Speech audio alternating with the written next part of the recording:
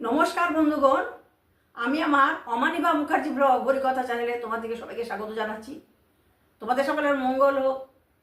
তোমরা সবাই পরিবার পরিজন নিয়ে সুস্থ থাকো, সুখে থাকো, আনন্দে থাকো। তোমাদের সকলের মঙ্গল হোক।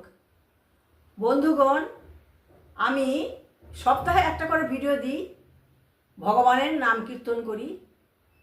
আমি ভগবানের নাম প্রচার করার চেষ্টা করি।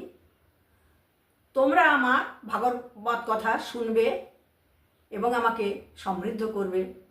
ভাগবতম শ্রবণম মঙ্গলম, ভাগবত কথা শ্রবণ করলেই মঙ্গল হয়। তোমরা ভাগবত কথা শ্রবণ করবে, তোমাদের সকলের মঙ্গল হবে। ভাগবত কথা অমৃত সমান।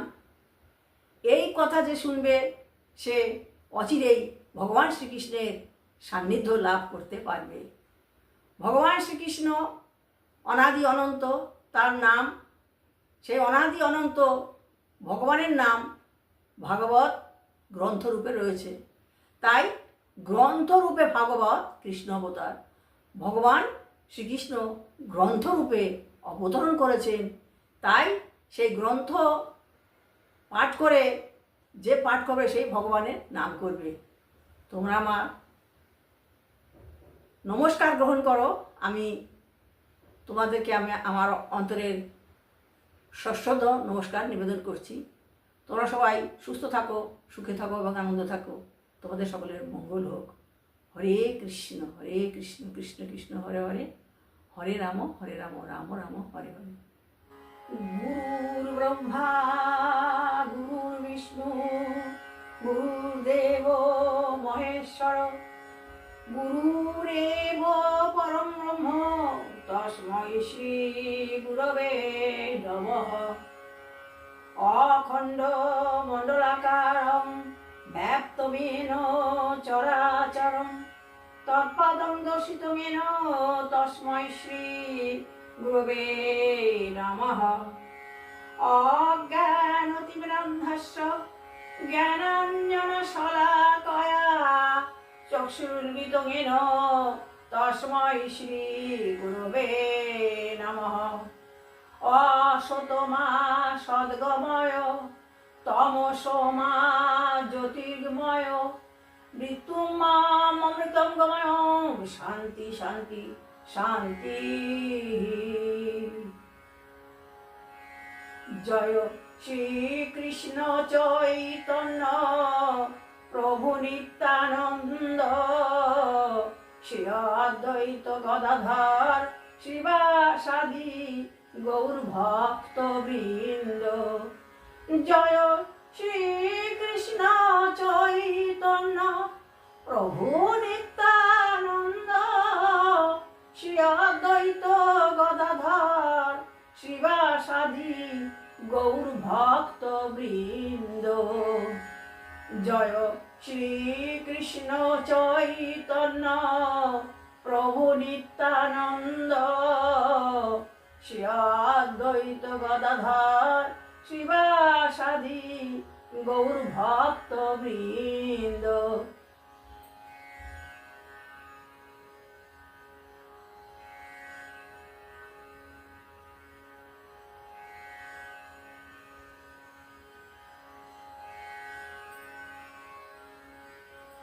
হরে কৃষ্ণ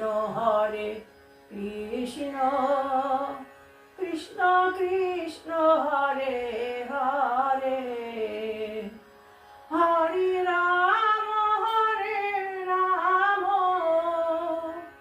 রাম রাম হরে হরে, হরে কৃষ্ণ কৃষ্ণ কৃষ্ণ হরে হরে, হরে রাম রাম রাম হরে হরে, হরে কৃষ্ণ কৃষ্ণ কৃষ্ণ হরে হরে, হরে রাম রাম রাম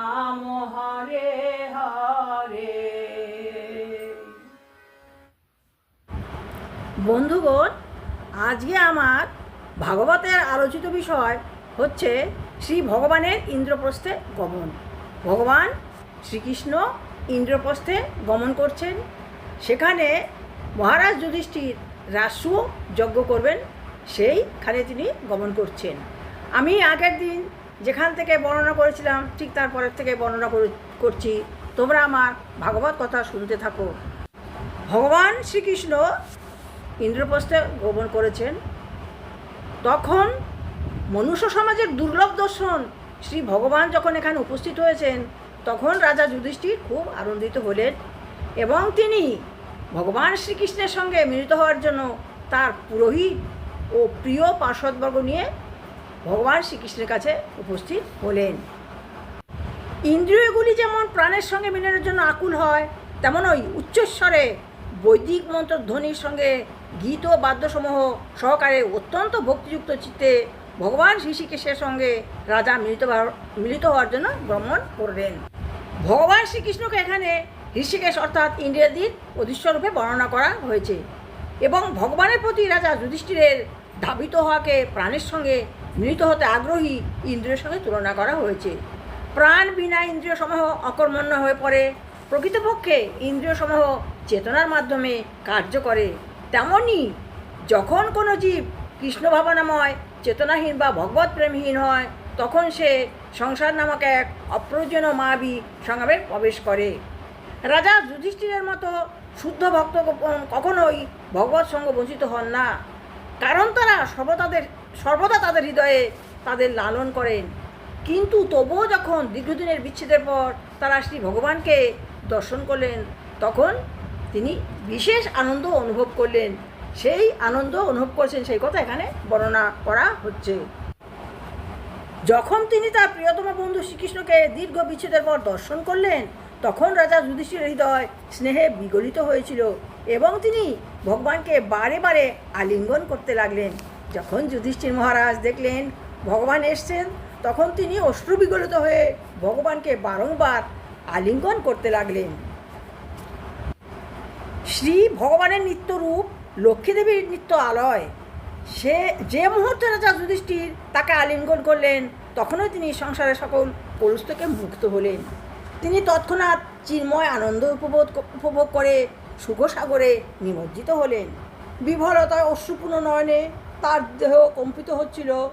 তিনি যে এই জড়জগতে বাস করেছিলেন তা তিনি সম্পূর্ণরূপে বিস্মিত হয়েছিলেন। রাজা যুধিষ্ঠির যখন ভগবানকে আলিঙ্গন করেছিলেন, তখন তিনি এই জড়জগৎ থেকে তিনি ছিলেন না, তিনি চিন্ময় জগতে ছিলেন। তাই তিনি সম্পূর্ণরূপে তার এই দেহটিকে বিস্মিত হয়েছিলেন। তারপর অশ্রুপূর্ণ লোচনে আনন্দে হাসতে হাসতে ভীম তার মামাতো ভাই কৃষ্ণকে আলিঙ্গন করলেন। অর্জুন এবং নকুল, সহদেব, যমজ ভাই তারা কাঁদতে কাঁদতে আনন্দের সঙ্গে তাদের প্রিয়তম সখাকে আলিঙ্গন করেছিলেন। অর্জুন তাকে আরও একবার আলিঙ্গন করার পরে নকুল ও সহদেব তাকে প্রণাম নিবেদন করেছিলেন। শ্রীকৃষ্ণ উপস্থিত ব্রাহ্মণ ও বয়োজ্যেষ্ঠদের প্রণাম নিবেদন করে মাননীয় পুরুষ, সিঞ্জয়, কৈকেয়ী বংশীয় সকলকে যথাযথ সম্মান নিবেদন করলেন। সুত, মাগধ, গন্ধর্ব, বন্দী, বিদূষক ও ব্রাহ্মণগণ সকলে কমল নয়ন শ্রী ভগবানের মহিমা কীর্তন করলেন। মৃদঙ্গ, শঙ্খ, দুন্দুবি, বীণা, প্রণব ও গোমুখ প্রতিধ্বনিত হলো। কেউ প্রার্থনা আবৃত্তি করলেন, কেউ বা নৃত্যগীত করছিলেন। এইভাবে তার শুভাকাঙ্ক্ষী আত্মীয়বর্গে পরিবেষ্টিত হয়ে সর্বাধিক হতে স্তব হয়ে পুণ্যশ্লোক শিরোমণি ভগবান শ্রীকৃষ্ণ সুশোভিত নগরীতে প্রবেশ করলেন। ভগবানকে সবাই স্তুতি বন্দনা করছিলেন। সেই স্তুতি বন্দনা করার পর ভগবান নগরীতে প্রবেশ করলেন। ইন্দ্রপ্রস্থের পথগুলি হাতিদের সুগন্ধি মদজল বর্ষণে সিক্ত হয়েছিল এবং রঙিন পতাকা, সুবর্ণ তরণ ও জলপূর্ণ কলসিগুলি দিয়ে নগরীর শোভা বৃদ্ধি হয়েছিল। পুরুষ ও যুবতী রমণীরা উত্তম বস্ত্রে, পুষ্পমাল্যে ও অলঙ্কারে বিভূষিত হয়ে ভগবানকে তাদের প্রণাম নিবেদন করেছিলেন।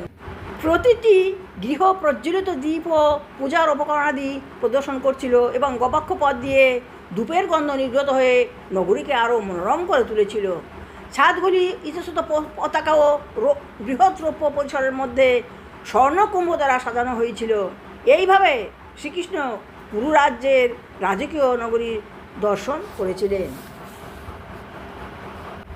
যখন নগরীর যুবতী রবিনেরা শুনলেন যে মানব নয়নের সুখাদার স্বরূপ ভগবান শ্রীকৃষ্ণ এসেছেন, তখন তারা সত্যতাকে দর্শনের জন্য রাজপথে গেলেন। তারা তাদের গৃহস্থের সকল কর্তব্য এবং সজ্জায় তাদের পতিদেরও ছেড়ে চলে এসেছিল এবং তাদের আবহবশে তাদের চূড়বস্ত্রের বাঁধন শিথিল হয়েছিল। হাতি, ঘোড়া, রথ, পদাতিক সৈন্যে রাজপথ খুব ভিড় হয়েছিল। মহিলারা তাদের বাড়ির ছাদে উঠেছিলেন এবং সেখান থেকে তারা ভগবান শ্রীকৃষ্ণ ও তার পত্নীদের দেখছিলেন। পুরো রমণীরা শ্রী ভগবানের উপর ফুল ছড়িয়ে মনে মনে তাকে আলিঙ্গন করেছিলেন এবং উদার হাস্যযুক্ত নয়নে তাদের আন্তরিক স্বাগত সম্ভাষণ প্রকাশ করেছিলেন। ভগবান মুকুন্দের সাথে ঠিক চন্দ্রের সহচরী তারকাদের মতো তার পত্নীদের গমন পথিমধ্যে দর্শন করে রমণীরা বিস্মিতভাবে বললেন, এই নারীদের কোনো কর্মের ফলে এই পুরুষশ্রেষ্ঠ তার লীলাময় কটাক্ষ দৃষ্টিপাত ও উদার হাস্যের আনন্দ তাদের নয়নে প্রদান করেছেন। বিভিন্ন স্থানে নগরবাসীরা মাঙ্গলিক অর্ঘ ধারণ করে শ্রীকৃষ্ণের কাছে এগিয়ে এসেছিলেন এবং শ্রীকৃষ্ণ দর্শনের নিষ্পাপ শিল্পী সম্প্রদায়ের প্রধানগণ শ্রী ভগবানের পূজা নিবেদনে এগিয়ে এসেছিলেন। বিস্ফারিত নেত্রে রাজা অন্তঃপুরের সদস্যগণ ভগবান মুকুন্দকে প্রীতিপূর্ণভাবে অভিনন্দিত করার জন্য সসম্ভ্রমে এগিয়ে এলেন আর এইভাবে ভগবান রাজপ্রাসাদে প্রবেশ করলেন। রানী পৃথা যখন তার ভ্রাতুষ্পুত্র ত্রিভুবনেশ্বর শ্রীকৃষ্ণকে দর্শন করলেন, তখন তার হৃদয় প্রেমে পূর্ণ হয়ে উঠল। তার পালঙ্ক থেকে উত্থিত হয়ে তার পুত্রবধূর সঙ্গে একত্রে তিনি শ্রী ভগবানকে আলিঙ্গন করলেন। রাজা যুধিষ্ঠির শ্রদ্ধাপূর্ণভাবে পরমেশ্বর ভগবান গোবিন্দকে তার নিজ আবাসে নিয়ে এসেছিলেন। রাজা আনন্দে এতই অভিভূত হয়েছিলেন যে তিনি পূজার সকল আচার মনে করতে পারছিলেন না। হে রাজন, শ্রীকৃষ্ণ তার পিসি ও তার জ্যেষ্ঠগণের পত্নীদের প্রণাম নিবেদন করলেন এবং তারপর দ্রৌপদী ও ভগবানের ভগ্নী তাকে প্রণাম করলেন। ভগবানের ভগ্নী হচ্ছেন সুভদ্রা। সেই সুভদ্রা ভগবানকে প্রণাম নিবেদন করলেন। দ্রৌপদী তার শাশুড়ি কুন্তী দেবীর পরামর্শে রুক্মিণী, সত্যভামা, ভদ্রা, জাম্ববতী, কালিন্দী, শিবির বংশধর মিত্রবৃন্দা, সতী, নাগিনীজিতি ও উপস্থিত ভগবান শ্রীকৃষ্ণের সকল পতিদের অর্চনা করলেন। তিনি তাদের সকলকে বস্ত্র, পুষ্পমাল্য ও রত্নালঙ্কার উপহার প্রদান করেছিলেন। মহারানী কুন্তী ভগবান শ্রীকৃষ্ণের পত্নীদের সমস্ত মহিষীদের রত্নালঙ্কার, পুষ্পবস্ত্র, মাল্য প্রদান করেছিলেন। রাজা যুধিষ্ঠির শ্রীকৃষ্ণের বিশ্রামের আয়োজন করেছিলেন এবং তার সঙ্গে যারা এসেছেন, প্রধানত তার রানীরা, সৈন্যরা, মন্ত্রীবর্গ ও সচিববর্গ যাতে স্বচ্ছন্দে অবস্থান করেন তার তত্ত্বাবধান করেছিলেন। পাণ্ডবদের অতিথিরূপে বাস করার সময়ে তারা যাতে অতিথি অভ্যর্থনার নব বৈশিষ্ট্যের অভিজ্ঞতা লাভ করেন তিনি তার আয়োজন করেছিলেন।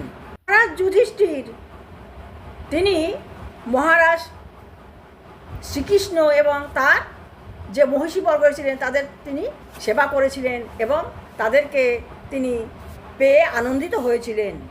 ভগবান শ্রীকৃষ্ণ তিনি এলেন ইন্দ্রপ্রস্থে। সেই ইন্দ্রপ্রস্থে আসার জন্য সমস্ত ইন্দ্রপ্রস্থের সমস্ত অধিবাসীগণ অত্যন্ত পুলকিত হয়েছিল। রাজা যুধিষ্ঠিরকে সন্তুষ্ট করার ইচ্ছায় ভগবান ইন্দ্রপ্রস্থে কয়েক মাস বাস করলেন। সেখানে অবস্থানকালে তিনি অর্জুনের সাহায্যে খাণ্ডব বন দহন করেছিলেন এবং অগ্নিদেবকে সন্তুষ্ট করেছিলেন, ময়দানবকে রক্ষা করেছিলেন। তারপর রাজা যুধিষ্ঠির এক দিব্য সভাগৃহ প্রস্তুত করে দিয়েছিল এবং তিনি তখন ওই যে ময়দানব যে একটা বিরাট বড় তার জন্য সভাগৃহ নির্মাণ করে দিয়েছিল। এই সুযোগে অর্জুনকে নিয়ে ভগবান তার রথে আরোহণ করে একদল সেনা দ্বারা পরিবেষ্টিত হয়ে ভ্রমণে বেরিয়েছিলেন। তখন ভগবান শ্রীকৃষ্ণ যিনি অর্জুনের সারথি, তিনি অর্জুনের সঙ্গে রথে করে সমস্ত নগরে ভ্রমণ করার জন্য বেরিয়ে পড়েছিলেন। ভগবান শ্রীকৃষ্ণ অর্জুনের সহায়তায় অগ্নিদেবকে পরিতৃপ্ত করার উদ্দেশ্যে অগ্নিকে খাণ্ডববন গ্রাসের অনুমোদন দিলেন। দাবাননের সময় অরণ্যে লুকিয়ে থাকা ময়দানবকে শ্রীকৃষ্ণ রক্ষা করেছিলেন। জীবন রক্ষা পাওয়ায় ময়দানব পাণ্ডবগণও শ্রীকৃষ্ণের প্রতি কৃতজ্ঞতা অনুভব করেন এবং হস্তিনাপুর নগরীর মধ্যে অপূর্ব সভাগৃহ তিনি নির্মাণ করে দিলেন। এইভাবে রাজা যুধিষ্ঠিরকে ভগবান শ্রীকৃষ্ণ তার কর্ম দিয়ে সন্তুষ্ট করলেন এবং তিনি হস্তিনাপুরে কয়েক মাস অবস্থান করলেন। এই অবস্থানের সময় তিনি তার প্রিয় সখা অর্জুনকে নিয়ে নগরীর ভ্রমণে বেরিয়েছিলেন। ইতি শ্রীমদ্ ভাগবতের দশম স্কন্ধের শ্রী ভগবানের ইন্দ্রপ্রস্থে গমন নামক ভক্তি বেদান্ত তাৎপর্য সমাপ্ত। বন্ধুগণ, ভাগবতম শ্রবণম মঙ্গলম। তোমরা আমার ভাগবত শ্রবণ করো, তোমাদের মঙ্গল হবে। আমি আমার ভাগবত কথা এখানে শেষ করলাম। আজকে আমার আলোচিত বিষয় ছিল ভগবান শ্রীকৃষ্ণের ইন্দ্রপ্রস্থে গমন। তোমরা আমার ভিডিওটা দেখবে এবং আমাকে সমৃদ্ধ করবে। আমি সনাতন ধর্মের রক্ষক, সনাতন ধর্মের আমি আছি এবং সনাতন ধর্মে আমি থাকব। এই সনাতন ধর্ম আমার জীবনকে রক্ষা করবে। ওম হরি ওম তৎসৎ, ওম হরি ওম তৎসৎ, ওম হরি ওম তৎসৎ।